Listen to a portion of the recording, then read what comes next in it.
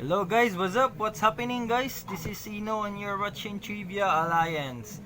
So now we're discussing on the topic of how to be financially stable after your wedding. So be ready for it. Okay. Let me tell you about some backgrounds about weddings. So some weddings are like as simple as registration, then signing, and it's done. So some Japanese, I think, or majority of the Japanese practice that style of wedding. So it's cheaper than your marriage or you're married. So it's really good. And some may have weddings like festival. So a festive wedding. We having a mid class or near to poor. So you're having like mid class wedding, a little bit classy, but not too fancy. So even that could cost you a lot of money. So even that simple wedding or a mid class wedding could cost you a lot of money. So it's not some in some point of view it's not good to have so expensive wedding and also to have deaths and for wedding and wedding purposes. But we could not change our culture, we could not change our tradition, so we have to cope up with some of that. So having trouble with that. So you have a death for weddings, you have a coming baby. Now your job did not give you a raise and you're struggling with your financial status. And how was that for What's up guys? We're discussing for how to be financially stable after your wedding. So first is you have to save. Then second is you have to invest. Then third is you have to change your lifestyle. And fourth, you have to manage your emergencies. Okay? So that's not in order. First is you have to save. You have to save for the sake of for the future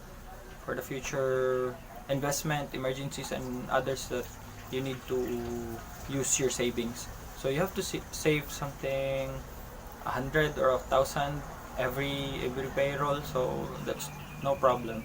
The important thing is that you have a savings. So and next is you have to change your lifestyle, because if you don't change your lifestyle, all of it will all your savings will not be in value, and all of those things you have an effort in savings, and so just enough for lavish dates and expensive dinners and and drinks and parties. So much for that. So you have to convert it into something valuable, or you have to save it.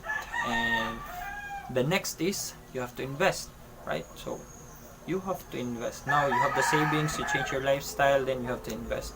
You have to invest on something that will not depreciate. So example, for your personal trainings, career trainings. Next is gold, jewelries. So jewelries will not depreciate, I think so, especially gold. And for third is to real estate, and fourth is to insurance. So insurance will help a lot for you for our next step. So but for now, you have to manage your investment. So invest on something that you are familiar with. So do not invest with gold and you don't know how to trade golds, and do not invest in insurance if the insurance, you don't know how the insurance works, because insurance works is you have to pay for it, you have something, a mortgage to it, then after how many years you can claim, and at the same time you're insured. So that's why if you can cope up with something you don't know, so don't go for it. So you have to manage your financial capabilities and financial knowledge to that. And next is manage your emergencies. Manage your emergencies is that something, learn how to first aid. So your son or your daughter into fever, so manage your first aid. Don't bring him to the hospital and said that, oh, you're having a fever and then admitted for how many days. Good for you if you have an insurance from your company. That's good for you. But that's not the question there. You have to spend money every time you have some relatives hospitalized. So save it. Save it. Manage your emergencies. You have to think of emergency that is really emergency. That's not.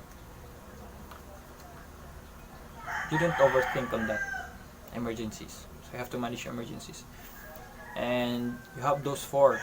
So now you are financially stable, and it is on your hand to have this capability to be stable after your wedding. Because if you're not stable now after your wedding 2-3 years, so I think you have a problem to that. You have to manage your financial capabilities or your financial knowledge and how to manage your assets. You have to manage your assets. I am not rich, so I'm renting a house, and so I don't have any gadgets or so much for that. But I don't need those gadgets for now. For now, I don't need those gadgets. I think this works for you guys. So thank you for appreciating, especially Better for Birds. Thank you for appreciating that the content is not about the quality of the video. It is on the content. So thank you. That's all. If you want to uh, know more about how to be financially knowledgeable, or how to improve your financial skills or manage your financial assets, so please leave a like and a comment below, and we will discuss that for our next topic, how to learn financial skills, or how to improve your financial knowledge. So I'm working on that, and also I will cite an example on my own perspective. So I am going to have a research on that. So thank you guys, and God bless you all. So this is Ino, and you're watching Trivia Alliance.